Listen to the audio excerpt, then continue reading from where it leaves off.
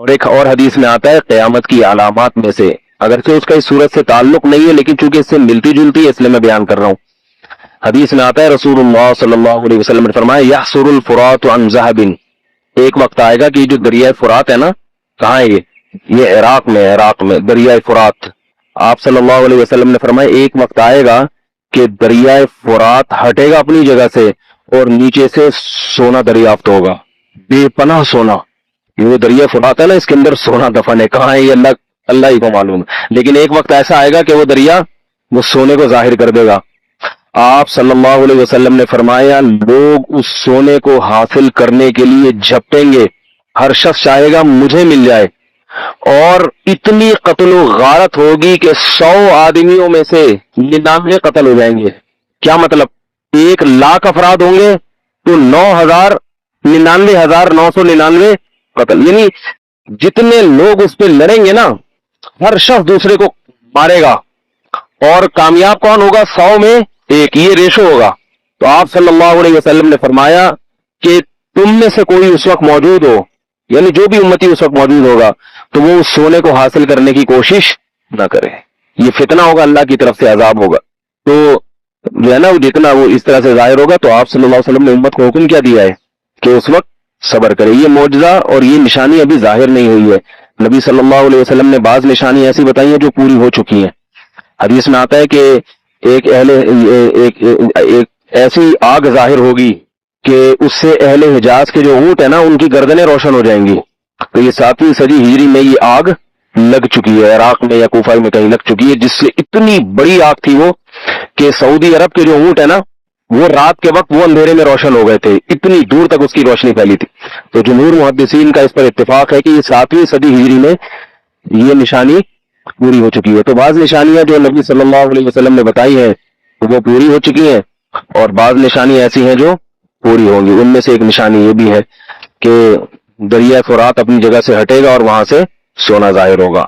تو آپ میں سے کوئی اگر زندہ ہوا تو وہاں جانے کی کوشش نہ کرے، بولے جس کا ہے لے لو، ہم یہیں آرام سے اپنے ملک میں لوڈ شیڈنگ میں غربت میں مہنگائی میں خوش ہیں۔ ہمارے نبی نے ہمیں منع کر دی ہے۔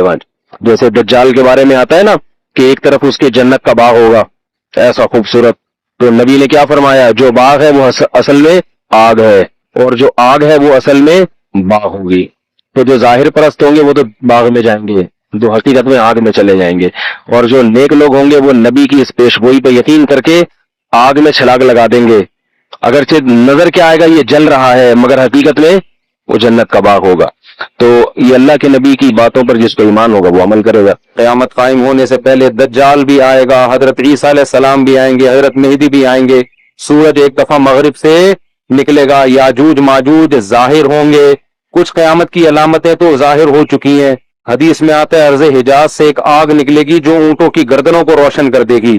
یہ 7ویں صدی ہجری میں یہ آگ نکل چکی ہے، تقریباً محدثین کا اتفاق ہے 700 سال پہلے 7ویں صدی ہجری میں آگ نکلی تھی بہت بڑے پیمانے پر عرض حجاز میں، تو وہ ایک نشانی ہو چکی ہے۔ تو کچھ نشانیاں ہو چکی ہیں، زیادہ تر نشانیاں کیا ہیں باقی؟ ایک نشانی یہ تھی، حدیث میں آتا ہے کہ یہ جو عرب لوگ ہیں نا جو اونٹوں کے چرواہے بکریاں چرانے والے غریب غربا، یتقاولون فی البنیان، ایک دوسرے سے بڑھ چڑھ کے بلڈنگیں بنائیں گے۔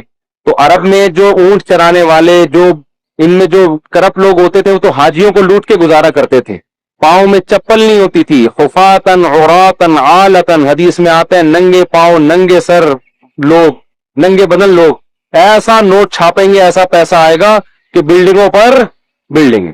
یہ تو دبئی میں آپ شارجہ میں دیکھ لو، سعودی عرب بھی بنا رہا ہے، بڑا شہر آباد کر رہا ہے، اور برج خلیفہ اتنی بڑی بلڈنگ بنا دی کہ اس کو آدمی دیکھتا ہے تو ٹوپی سر سے گر جاتی ہے اس کی۔ تو یہ بھی قیامت کی علامت تھی جو پوری ہو چکی ہے۔ تو کچھ علامتیں تو پوری ہو چکی ہیں لیکن بڑی بڑی بہت ساری علامتیں باقی ہیں، تو جن میں ایک بڑی علامت ہے، سب سے بڑی علامت دجال کا ظہور ہے، حضرت عیسیٰ کا آنا ہے، امام مہدی کا آنا ہے، یاجوج ماجوج کا نکلنا ہے، سورج کا مغرب سے نکلنا ہے۔ بات آ گئی ہے تو ایک دلچسپ بات کیا ہے، آپ نے قیامت کی پہلی علامت بتائی کہ باندی اپنے آقا کو جنے گی، یعنی لونڈی اور غلام سے جو بچہ پیدا ہوگا وہ ماں کا بیٹا کم اور ماں کا باپ بولو زیادہ، ماں کا مولا اور ماں کا آقا زیادہ ہوگا، غلام کی